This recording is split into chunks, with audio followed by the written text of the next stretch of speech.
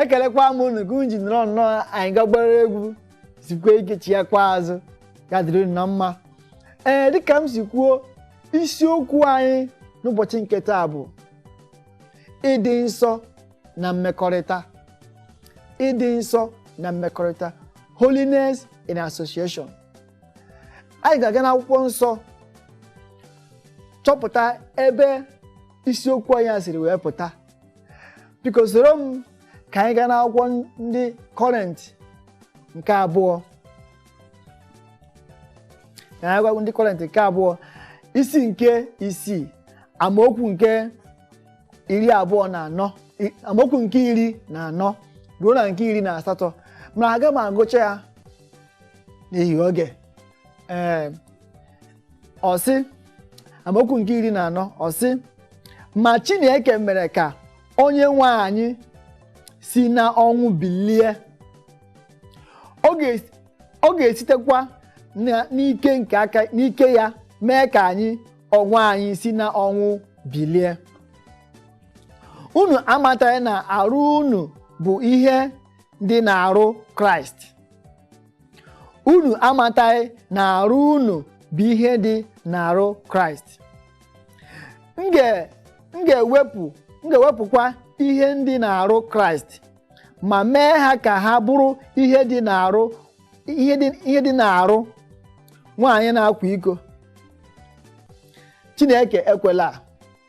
Ọ na-akọwa ọ sị, aga m ewepụ ihe dị n'arụ Kraịst na arụ nwaanyị na-akwa iko. Ọ sị Chineke ekwela, nke pụtara na arụ anyị bụ ụlọ nsọ nke Chineke. O kwesịghị ka anyị were na-eme ihe rụrụ arụ. O kwesịghị ka anyị were na-eme gịnị? Na-atụ asị. O kwesịghị ka anyị were na-eme ihe ọjọọ dị iche iche. Anyị gaa na amaokwu nke 16. Ma ọ bụ unu amataghị na onye na-arapara na-arụ nwaanyị nke na-akwa iko ya na ya bụ otu anụ arụ, n'ihi na ha abụọ ka o kwuru ga-aghọ otu anụ arụ. Ọ bụ na anyị amaghị, ọ bụ na ị maghị na gị bụ nwoke na-ejekwuru nwaanyị abụghị nwunye gị, gị na ya edina, unu abụọ hapụrụgo otu anụ arụ.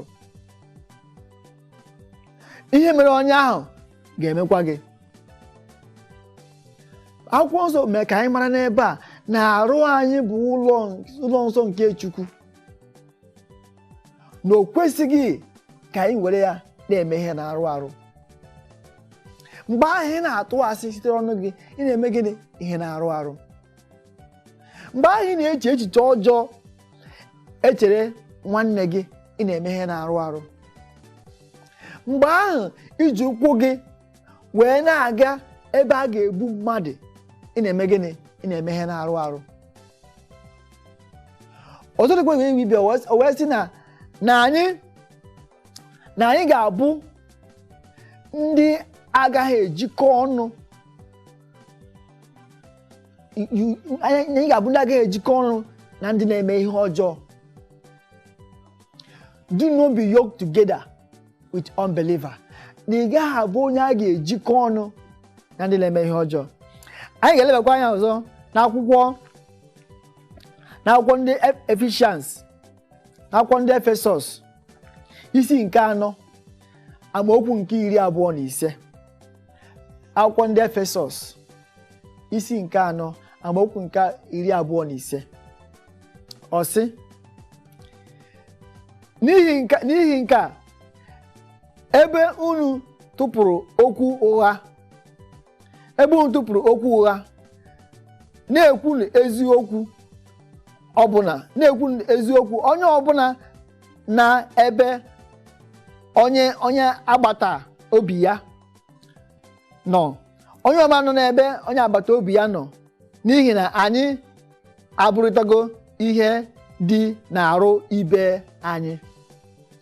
Ọ sị na-ekwu eziokwu ebe ọbụla ị nọ, ma ị nọ n'agbata obi nwanne gị, ma ị nọ n'ụlọ ụka, ma ị nọ n'ụlọ ahịa, ma ị nọ n'ụlọ ọrụ, ebe ọ bụla ị nọ, na-ekwu eziokwu, na-ekwu eziokwu.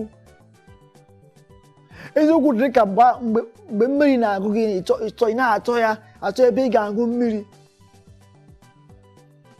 Akwụkwọ nsọ mere ka anyị mara n'akwụkwọ ndị Efesọs na gị na onye agbata obi gị nọrọ, were eziokwu wee nọrọ, jiri ya dịka iyi akwa n'ahụ. Ọgwụ ihe ọzọ anyị ga-eleba anya, ma tupu anyị eleba anya na ihe a, ọ ga-amasị m ka anyị dọbiri ebere ezumike, anyị chi ya azụ, anyị amalitekwe. Biko anyị gakwala ebe ọ bụla, echefukwana, ihe a bụ Oge Amara n'Isi Mbido TV.